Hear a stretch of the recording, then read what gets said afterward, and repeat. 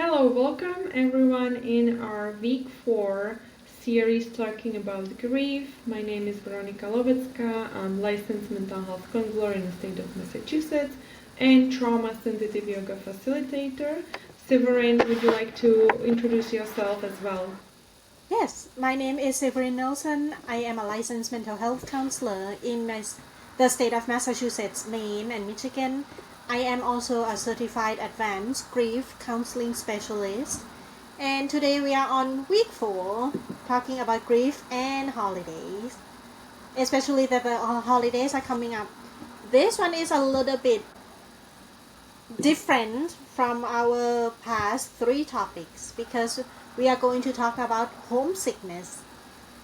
Homesickness is also a form of grief as well because it is an internal emotional response that we have when we are not around our usual surrounding, tradition, culture, family.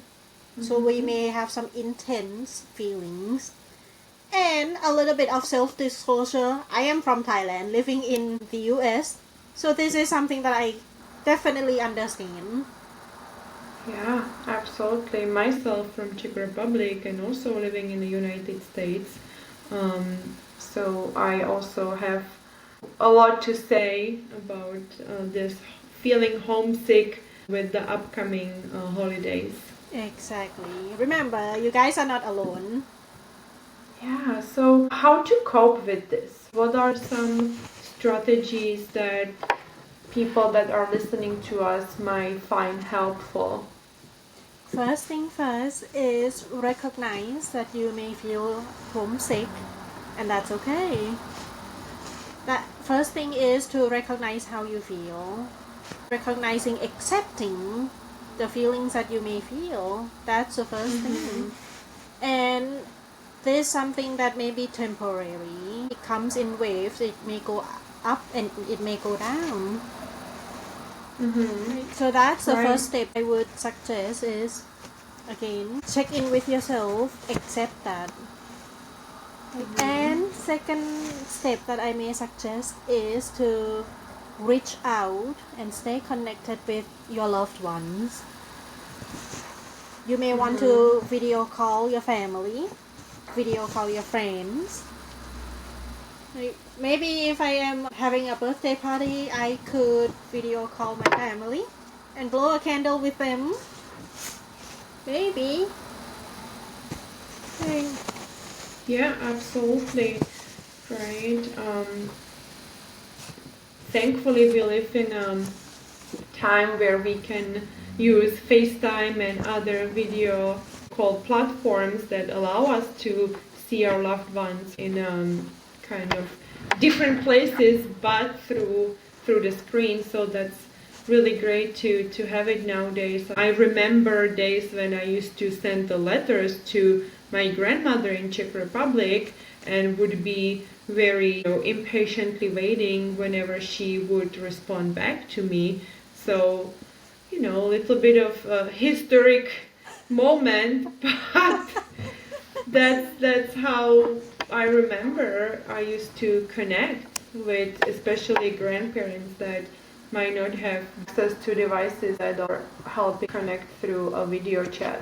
Yeah. I remember those days too. It feels just like yesterday. And next thing that we could try is adapting, changing the holiday tradition. For example, I don't really celebrate Christmas, but I may cook some Thai food for Christmas. Right? For example, I don't really celebrate Thanksgiving, but I could cook something. It doesn't have to be turkey. Yeah, something, a way how I connect with my traditions is that we do celebrate Christmas, we do not celebrate Thanksgiving either, but as far as Christmas go, I would typically cook something that's very traditional for my culture and call my parents, my grandparents, my cousins and siblings, just to say hello and how are they and how are holidays going. And I would also watch a movie that would be typically shown on TV around this time of the year. And so that way is something you can connect with your traditions and with your identity and who you are. Because when you live abroad, oftentimes we disconnect through who we are, of our culture, and go through the process of acculturation, right? That is very common for every immigrant abroad. Exactly. Right. And the thing about living in far from home is that we are not alone. Perhaps we can connect with other people from the same culture. Perhaps I can call my Thai friends to go out to celebrate Thanksgiving together, celebrate Christmas together, and kind of like creating a new holiday tradition together.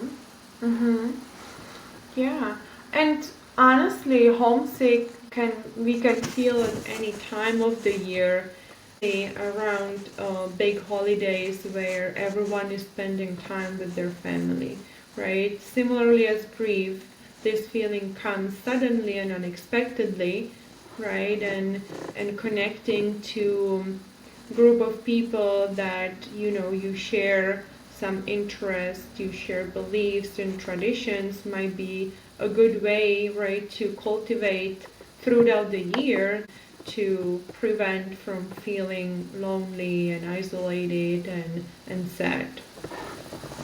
Right. Another thing that perhaps we could try is if we want if we don't want to feel to do anything much, perhaps we can focus on our mental health and physical health. Perhaps we can go to the gym or go out for a walk, focus on our sleep, meditation. That can be an example too. Or if you feel like if you want to go out, give back to the society, you can do that too. Because especially during the holidays, they are also in need. There are many organizations who are also in need with for volunteers. Unfortunately, there are many people who do not have family or home to go celebrate. Right. Yeah, absolutely. So ways to connect as a way to be part of something, become a volunteer, organize a friend holiday event. You may watch a movie, send the postcards, decorate maybe your space at least a little bit so you get in the spirit and the holidays are going on regardless. Right. So remember, check in with yourself. Do what feels right for you. Nobody can tell you what to do, how to feel. Because there is no right or wrong way of grieving. There is no right or wrong way of feeling homesick either. And as always, this is just for educational purposes only. If you are in need of therapy, look out for resources at Psychology Today or reach out to your primary care doctor that might be sending out a referral for you. Thank you, Severin, for today talking about homesickness and how to deal with that as we are approaching holiday season. Thank you. Bye-bye. Bye!